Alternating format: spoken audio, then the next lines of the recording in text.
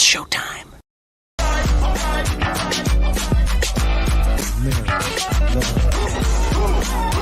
BS and Beer Media in association with STWF TV, the podcasting network. We present to you BS and Bourbon. And now here's Craig and Dale.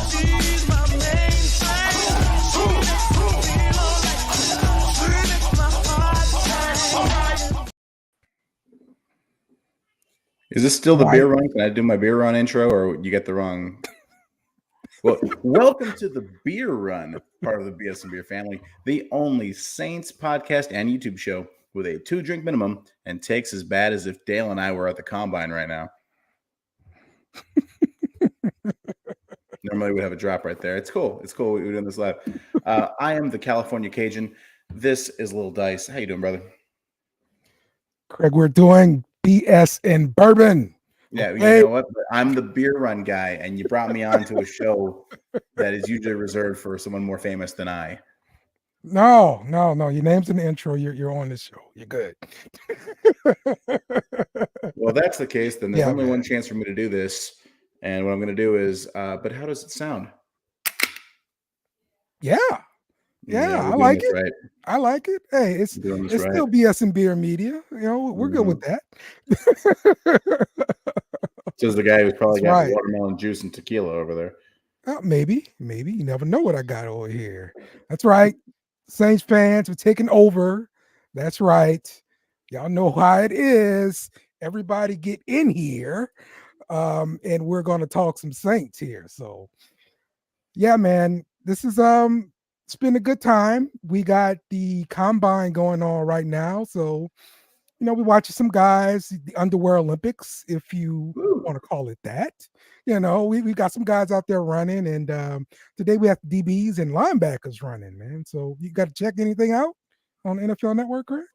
I mean, it's all nonsense. I don't care what your 40 time is. I care how you play football. Having said that, this is the most I've watched guys in underwear since we were hanging out at your place for that pickup football game. That was basically the same thing. There we go. The only problem with it is our OnlyFans here. My only problem with the combine is that other people think it's more important than I do.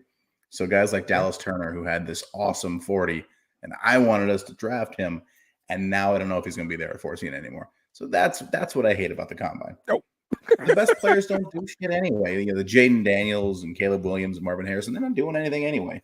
They're going to go top 3 anyway. Who cares? There you go. It's important for bottom roster guys, you know. But yep, we've heard that before too, man. So, but yo, this is BS and Beer Media. You know how we got to get started, man. Craig, what you're drinking today, man? Oh, see, I was all ready for a beer run, so I have a whole spiel about this stuff.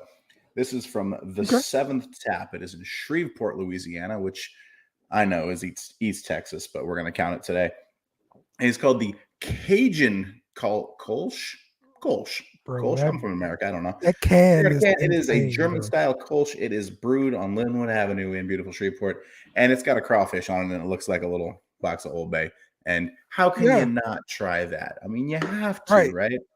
Right, exactly. See that kind of a cannon? I mean, it's going in the cart. It's like magnetism. It just happens. And I'll tell you what, Absolutely, it is German style. It's Kolsch. It's not the kind of beer that I like, but it's pretty good for what it is. And I'm going to drink about 4 of them while we talk about this depressing offseason. So, cheers. There we go, man. I like it, man. Okay, so I am drinking some peanut butter bourbon whiskey by Sheepdog. It smells fantastic. I'm telling you. I'm mad that if they let you open these things up.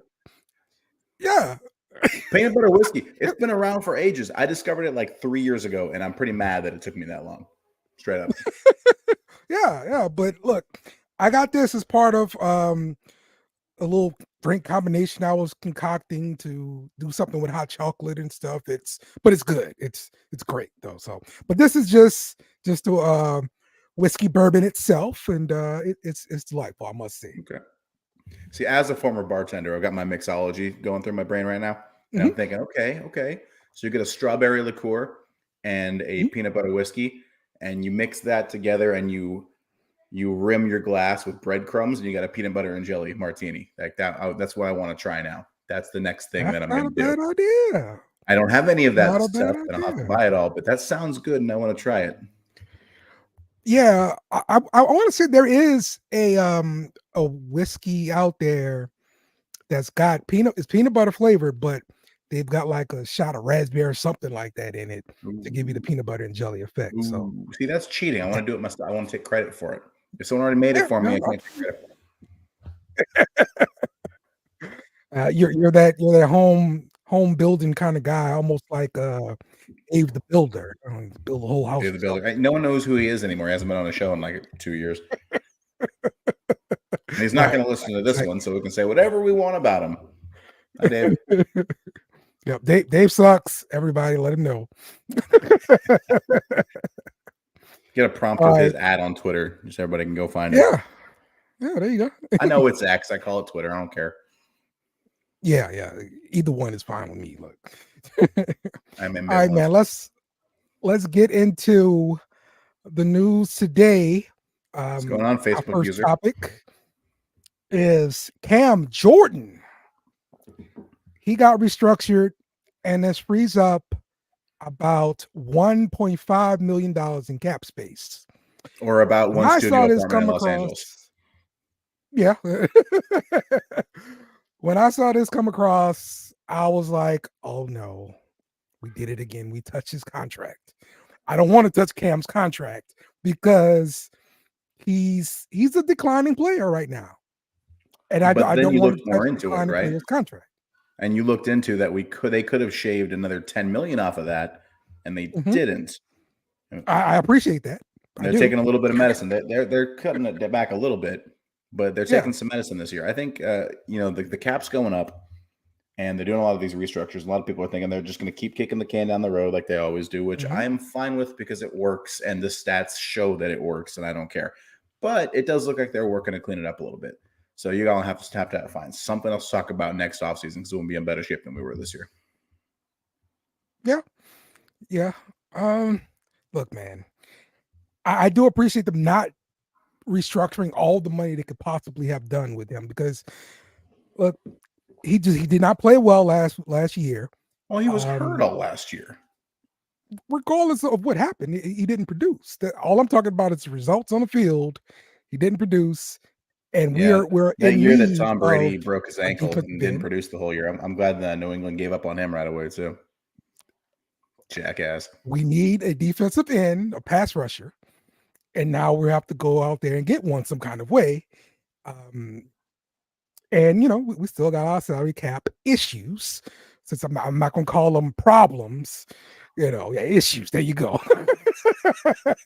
They are challenges, and whenever I hear challenge, I like to hear opportunity. Yeah, what's that phrase? I don't like the word problem. I like the word opportunity. To which I replied, yes, but I have quite an aggressive drinking opportunity to attend to. Yeah. All right. Well, the thing about it, man, it's we're gonna get it cleaned up a little bit, but this is stuff we have to do right now. So it's a little bit of the Cam Jordan stuff. It's only $1.5 million. It's gonna add up. I don't know if that means that we can afford one of those Donnell Hunter type guys, but we're gonna add somebody. So it's happening. Oh boy, we can get Donnell Hunter. Man, that's a big fish, though. So $33 million salary cap increase. This does help the Saints a lot. That we had to do a lot less restructuring to get to cap compliance, but it does help the rest of the league too. But I would say it does cater to the argument Saints fans have. Salary cap doesn't matter because it's going to keep going up, and we can keep borrowing from years and years and years and years because it's never going to catch up with us. Yeah, it's true. You can do it forever. But I want everyone to notice that little distinction where Dale said, "Oh, that's why Saints fan says he says himself separately from the Saints fans." You see that because he's a Falcons fan who wants us to lose all the time, and it's confirmed from that little Freudian slip right there. You're terrible for that, Craig. You're terrible for that. I just don't agree that we need to keep doing our cap like this. But look, it is what it is. I mean, This is the the team that I Commanders root have a for. ton of cap. Do you want to be the Commanders every year? When the last time they won anything? That doesn't matter. That doesn't matter. Kind of matters. You're saying you want to do Well, things like teams that aren't doing very well. The no, Panthers have a bunch of I cap don't want to space. keep. I don't want to keep kicking the can. I don't want to keep doing that. There you go. See, kicking the can only works when you have a quarterback. This is from Will. He's a Patriot fan. Okay, now technically we have a quarterback. He's just not all that great, but he exists. We have one. He's there. I'm actually a pretty big Derek Carr defender over here, and I will get into that a little bit later. But yeah, you're not wrong. All right. Well, that brings us to our second topic here. The Clint Kubiak offense. All right. I know all of you non-Saints fans have never heard of Clint Kubiak, but you heard his dad. I know you heard his dad. Okay. And this offense is going to revolutionize offense in New Orleans. No. Yes, it will. No. I was all for the offense now, Craig. I wanted the San Francisco offense now. You know that. Well, I mean, it's not the Shanahan offense, it's the Kubiak offense. Like, he was a play caller before he was in San Francisco. So, I mean, he's going to bring some of that Minnesota stink with him. This sounds like I'm being negative. I'm not.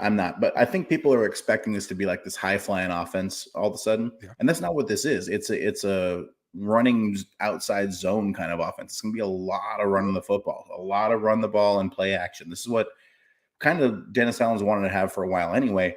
But this is the kind of way to none of this matters, guys. If it works this year, cool. And we have Dennis Allen some more years. And if it doesn't work this year, then everyone's fired anyway. So as far as I'm concerned, buy into Dennis Allen, get off my back about it. No, the guys who are going to benefit from this most are the O-line and the running backs, right? I mean, that's what a running team does. I'm hoping that the change of scenery with the coaches affects some of these busts on the offensive line that we like to bang on about. But the thing about it, the Shanahan offense, it's running the ball first and then it's throwing the ball. And now everybody's expecting this, this return to form like we have Breeze again. We don't. It's not coming. Okay. So you're expecting a more run-heavy offense. Yeah, well, a more effective running game. We ran the ball a lot last year. We just weren't any good at it. Okay. So is Will the Patriots fan? Because I want to talk to him about his team before you're going to get my mentions over here. Oh, yeah. We'll get to him. You're expecting more effective run game, but not a more run-heavy offense is what you're saying. Yeah, I mean, Derek Carr didn't throw the ball a ton last year anyway. I mean, if you look at the stats and everything like that, it's 25 touchdowns, 8 picks. Like, I wouldn't be surprised if that exact stat line just carried over. But the offense was better because we ran the ball better. Okay. Those stats are fine if you're game managing. They're not fine if you're expecting him to move the ball and to be the offense, Okay. But what do you think happens with Kamara? Oh, I think he's in a good position right now. They said when they brought in the coaches, they brought in the new OC, he was in the meetings. He was there to discuss it. He was part of the process. Underhill and them reported that the other day, that he's bought in, he's in the building. And you got guys like Kendre Miller who, if he can stay on the field, are going to take some of the workload off him and let him be explosive again. I wouldn't be surprised if he has a really good year. He's at the same point in his career that McCaffrey was in the same offense that he was in last year. And you saw how McCaffrey was able to thrive in that same kind of offense. The Niners have a better O-line and, a lot of better position players than we do. But it's the same kind of system. And I could see it being a similar situation where he's able to break out a little bit. So what's the other running back beside Kamara you were talking about? Don't do it. Don't you do it. Bust alert. Bust alert. Yep. He talked about Kendre Miller, so we had to we're bound by contract. It can't be a bust in one season. It's nonsense. Apologies to all my other Saints fans out there. Cam Jordan had 1 sack as a rookie. Was he a bust? No, he's still going strong, but he's Cam Jordan, Oh my god. you know. Kendrick Miller okay. played like one game healthy and he looked awesome in it. All right, just give me some games with Kendrick Miller. That's what I want. And you know what? He did look good in Jamal Williams is that still one here. healthy game. You still have Jamal Huh? Williams, who was woefully out of position in the offense last year, and maybe with a better scheme can repeat a little bit of a success that he had in Detroit. Well, hold on. We're talking about Jamal Williams, who just had how many touchdowns last year? Wait, one. Bust alert. Bust alert.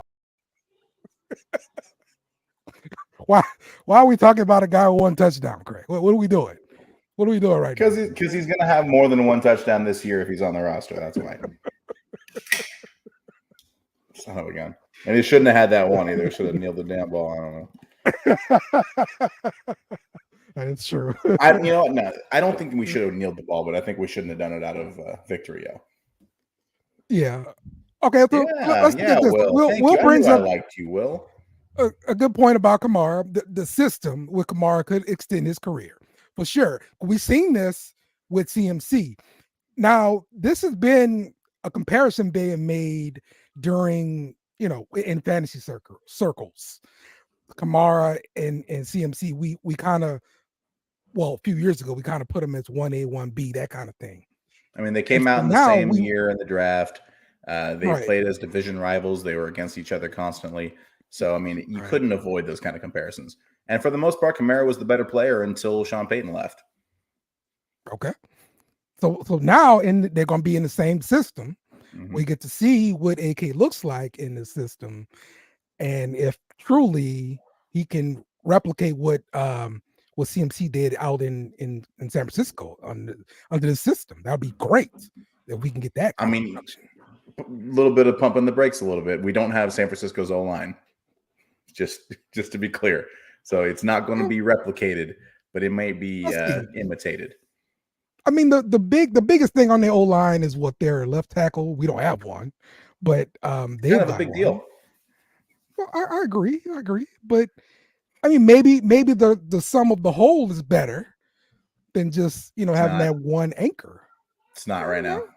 The sum of ours is not. But we've got Eric McCoy, who is good. Eric McCoy is a good center. I would say perhaps a great center. And then you've got Ruiz, who had one good year, and you've got Ramczyk, who's fallen apart physically, and you've got Pete, who is now a tackle, who's not even on the roster right now because he's a free agent. And then you've got a bust at left tackle, and hopefully a rookie last year who was hurt all season is going to play left guard for you. Like, it's just too many question marks. Don't ask me to defend the O-line right now because I want to, and I can't the way that it is. I need to see what the new coaches do with them. Well, hopefully the system will bring everybody up to par, and things are going to look great. Like that's what I'm hoping for. So, yep, that's what's going to happen. It's a great system, bro. Like, look, Miami literally played a bunch of games without Teron Armstead because he misses a bunch of games. Yeah, because that's all he does. That's his job. That's why he's not in New Orleans anymore. But they're running that same system. Hey, and they put up a lot of yards on offense. I'll say this. Maybe we can produce Achane, the guy from Florida, Atlantic, whatever it was. That dude, that dude and Kendrick Miller are very similar in their skill sets, and I wouldn't be shocked if in similar systems that Kendrick Miller has a big breakout too, if he plays. There we go. Because he has to play. Getting me excited there, Craig. I'm excited. I want to share this enthusiasm because I'm a Saints fan. I get fired up for this stuff, man. We can't lose for 4 months. This is the fun part. We are undefeated until at least September. That's true. All right. Keith Williams is the new wide receiver coach in New Orleans. He came from Baltimore. And I know first when you look at it, you're thinking, Baltimore receivers wasn't that good. But this is the same guy who works with Tyreek Hill in the offseason. And and this Devontae one of Adams. the best receivers. And Devontae Adams, two of the best receivers in the league. Mm-hmm. So if these guys are working with this man in the offseason, imagine what he can do with the young guys. And so how do you see our young receiving core improving? Like mainly So who? yeah, so Who makes look, I mean, Thomas is gone. Don't worry about Thomas. But Olave is young, Shaheed is young, and they're both yeah. really good right now. And we're going into a more run-heavy offense, or at least a Mhm. more effective run offense. So I don't know that they're going to really break out in a big way. I think a lot of what I won't call it the Shanahan offense, whatever that offense is going to do, is going to open up a lot Mhm. of run after the catch opportunities. And I think Shaheed can really excel in that because of his kick return ability. So if I had to pick one that's going to break out, I'd probably pick Shaheed actually, even though Olavi's a better player. Maybe there's more opportunities in What this about offense A.T. for him. Perry? What about Ooh, A.T. Perry? Because we talk a lot in possession receiver has mm. been the buzzword around Saints fans. This is what we're looking to get in the draft. But Well, I think we're we looking already for did that possession, but last you're looking for year. possession and contested catches and Right. run after the catch, that kind of stuff. And he's got a big frame. He's a big guy, but he's real slight. So I think he might have to put on some pounds if he wants to be that guy. You don't see him get up and start flexing like some guys that we may be losing. It's He doesn't. He doesn't. But I saw him make a few contested catches last year, That's true. That's especially in true. the red He zone. played very well in his opportunities. I don't take nothing from him. I'm very excited to see his development, but I don't think Yeah. you can count on it. I think you need to still add more to that part. Okay. So you would definitely double up on possession receiver Yes, as it's okay. I would He's double like dip on. 6'3", 205. That's according to our lad stats here. Yeah, anything under A.T. 225 Perry. is victim weight. All right, I want big boys. I want a tight end playing receiver. I mean that sounds almost like we got one of them right on our roster in Jawan Johnson because And you know he's what? I think 6'4", there's a real chance. Look, tight ends in this offense are asked to block a lot. Jawan Johnson cannot block very well. So Yeah, there's a chance that's that they're confirmed. running Jawan Johnson as a receiver in the slot a lot for those opportunities. And Moreau has a much bigger role in this offense. I wouldn't be surprised Right. if one guy on this offense suddenly has a much better season than last year. I would bet on Moreau because he fits the offense better. Okay. Well, Kamara, but Taysom Hill. so What do we think about him as far as the tight end is concerned? I want to believe he's not going to be a tight end. That they're going to Okay. have a more creative use for him. That's my belief that he was never ever a tight end. He was a power option quarterback who sometimes they lined up at tight end, and he can run routes and catch the ball, but he was never really a tight end. I never really felt that he belonged there, and I'm hoping that people smarter than me can find better uses for him than Carmichael did. That's my hope. So I don't even want to think of him in the tight end conversation, to be honest with you. Okay. All right. I'm looking at the depth chart here. I'm really hoping we end up getting another tight end. And I would like to see Taysom Hill go more toward the fullback position, and let's use him like Kyle Juszczyk, and But let's get him out the Juszczyk backfield. plus more because he can also run Right, options and throw of passes. Like course, yes, he can still do the Taysom stuff that he does now, man, but if you have actual somebody, position on the field. the creative stuff that they did with that fullback, but with the added in of the most versatile player in the NFL on offense, like that's Right. awesome. And there could be something really there for people smarter than Pete Carmichael. I really hope that there's something there. Yep, That'd be awesome. Yep. It would be really, really nice, man. Now we're gonna work out his contract a little bit because it's expensive right now. So I don't know if we spread some of that money around or not. But what a segue! Exactly. Great segue there, Craig. You are a professional, I must say. I do a podcast once a month, and I'm great at them. Yeah. So who stays and who goes? And we're really looking at the rumors because we're hearing Lattimore may be traded because they restructured his contract to allow for that to happen. But you also got guys like Taysom Hill. How do they handle him? Because his cap number is $15 million this season. He's got 2 voided years after this year. So how do the Saints handle him? I mean, you got a $15 million hit right now, and then you got 2 void years coming, which is going to lead to dead money. Will the Saints extend him? to hold on to him, make the cap hit a little bit less, get rid of those void years, that kind of thing? What do you expect to see? So it really comes down to Kubiak and the offense, and if they really have a vision for what they want to use him for. Because if they have a plan and like, hey, this guy's awesome, we're going to make a weapon out of this dude. If they have a plan for him, I think you extend him. I think there's no question. It'll spread the money around. You can play with the numbers however you want to do and keep him in the building. If they don't have a plan for him, I think you ask him to take a pay cut and you take your medicine when he walks next year. Okay. I think those kind of the only two options. Is you can't pay him 15 for what he's doing for you right now. So either his role expands that he's worth the money and you extend him, or it doesn't and you don't. Yeah, I'm looking at the like post June 1st cut for Taysom Hill. It'll just be a $5 million cap hit there. So I just couldn't see cutting him room. With how valuable he's been to the team recently. It seems wild that you're going to feel so much better about your offense that you can just cut a guy like that. Well, it's not for that. It's because of money, really. I mean, we this whole quarterback thing screwed him up as far as contract is concerned. Yeah.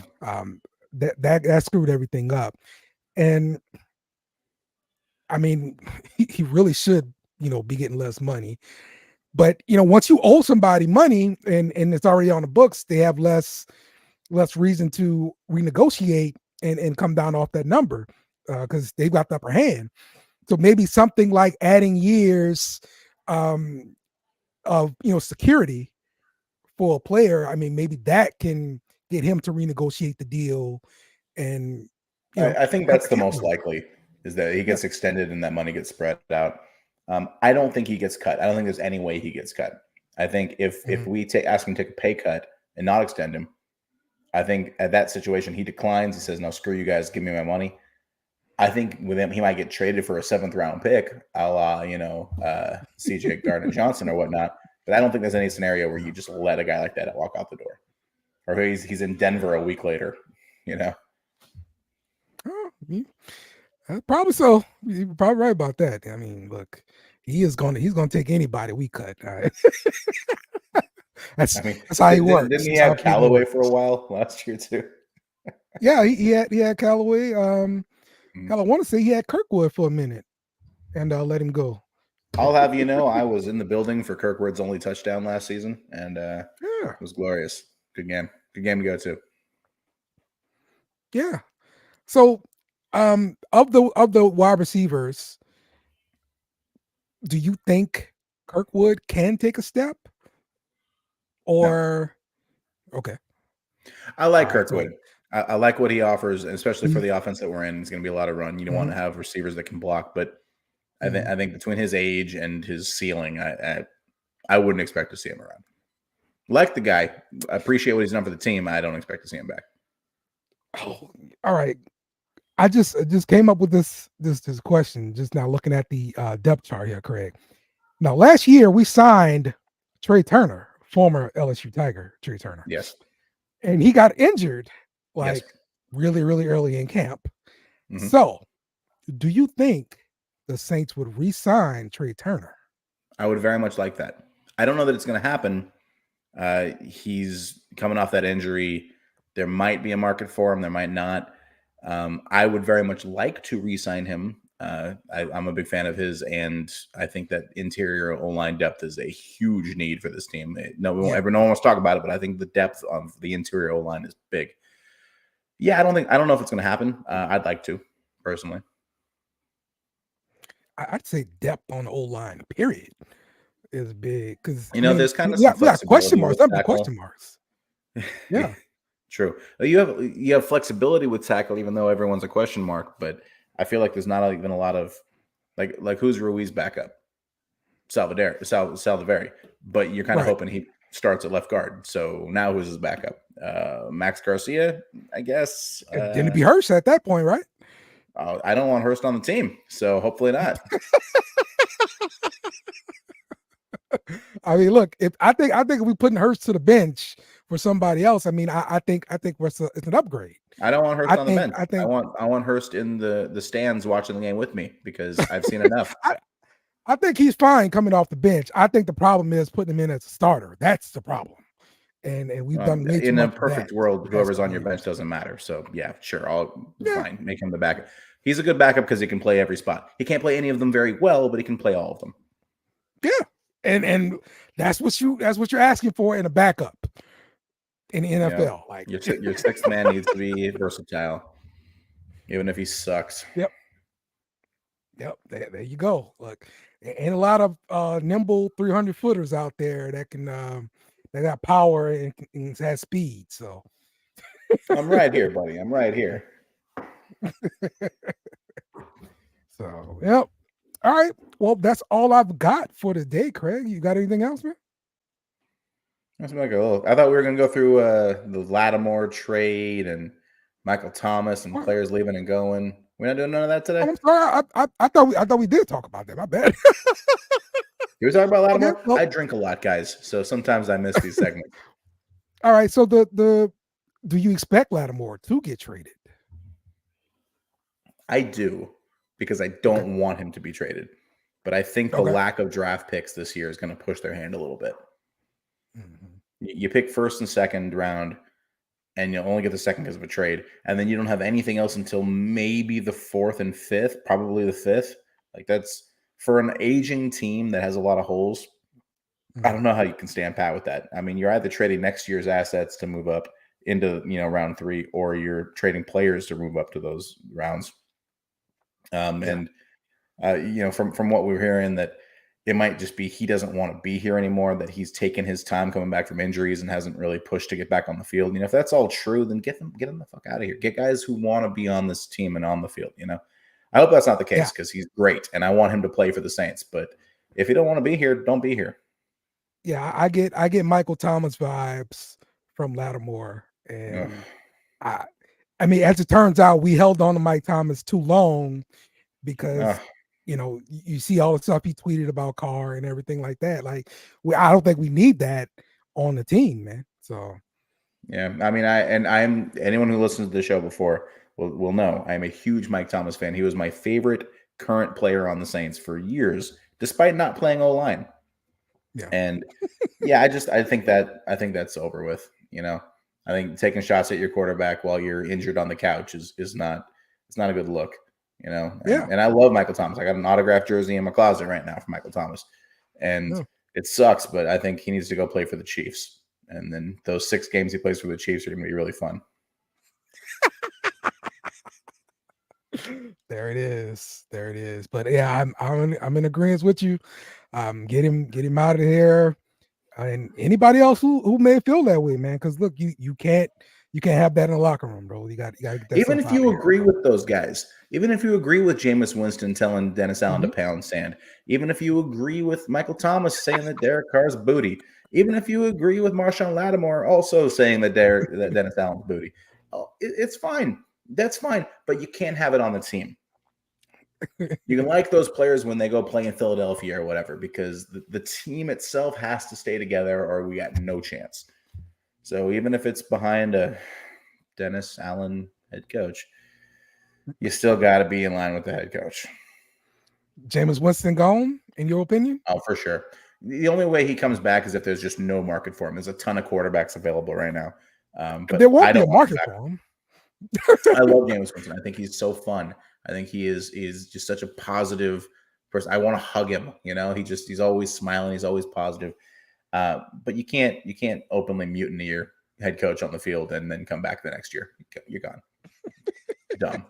Just dumb. You can't. And if Dennis Allen brings him back, then it says more about Dennis Allen than anybody else. Hey, this guy blew you off and made you look like an asshole on national television.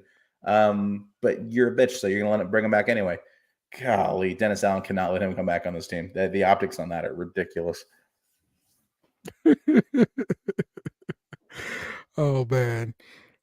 So I don't believe there will be a market for Winston, bro, because if there was not any last time at all. Well, there's a lot of people talking about Sam Darnold right now, because Darnold was in that same because offense. Right. That's the reason why, because he's familiar Yeah, with that I would be offense. fine with that. I think he'd probably want to stay in San Francisco, but Mhm. that I'd be fine with that. I mean, it's hopefully your backup doesn't matter because hopefully your starter plays healthy. Derek Carr stays healthy this year, we're a playoff team. That's I would bet any kind of money that no one could ever collect on because that's a hypothetical. But I guarantee it, man. If Derek Carr didn't get hurt in Green Bay and then play hurt for a few weeks that looked like shit afterwards, is a much better team. Well, the one thing I know about this offense is they preach getting rid of the ball quickly. It's a lot of predefined reads. Like a 3-step drop. Yes, and hell, 1-step drops. Like as soon as the quarterback get the ball, the thing coming out. Like I'm telling you, it's like really defined reads and stuff. You hear this from a lot of coaches. It's really player friendly, easy to teach, that kind of thing. And this is probably how you saw Brock Purdy pick things up and look pretty good in his offense because he's running offense. He's not painting outside the lines. Put it that way. I mean, you saw how Jimmy Garoppolo went from being a big deal to now he's a free agent again because he was in that offense and it's very quarterback friendly. There you go. Here's a stat that I heard from Nick Underhill, who I quote a lot on this show, even though I kind of despise him. On 3-step drops in his career, Derek Carr has a better completion percentage on 3-step drops only than Drew Brees. Yeah. Get the ball out, bro. I'm just saying, if he happens to be good at that, and this offense is going to do a crap ton of it, that could be good. I'm just saying. Don't look at me. Look at Dale. All right, wherever direction he is. Look, you know me, Craig. I am all about the quarterback getting the ball out, so the linemen don't have to block that long crap out. I played in offenses like that, and it is glorious. You know that kick step. It's more of a punch. You get to hit a little bit. You don't have to worry about making sure your feet are set and you got the lane behind you because you can go hit somebody because the ball's coming out. It's glorious. I love it. I miss it. Makes me want to play football again, guys. Oh man, there you go. That was definitely a problem with Derek Carr last year, holding the damn ball too long. Yeah, the ball too long. Offense, we should not have that excuse, bro. He didn't hold it like Teddy Bridgewater, but man, he held it. He held that sucker. So, all right, now I am definitely out of things to talk about, Craig. Do you have anything else? No one asked me. For the record, Michael Thomas definitely gone, 100%. Yeah, and that sucks, but he has to at this point. That's right. That's right. All right. Well, this put him in the hall. That's hilarious. This guy. Well, I don't have. If you don't have anything, I don't have my beer run outro because this ain't the beer run. So I'm going to say thank you to the BS and Beer Network for allowing us. Thank you for Sports Talk with Friends and all everybody. Shout out to our other shows on the network, like Frenemies, like the Beer Run, because that's the best show on this network. Yeah, I like that show. Maybe one day you'll let me do it again. And for our outro. Thanks, there we guys. go. Cheers. There we go. All right. We'll see y'all later next time. Remember to follow us on social media at BS and Beer Media. Also, smash the like button on YouTube and share with friends.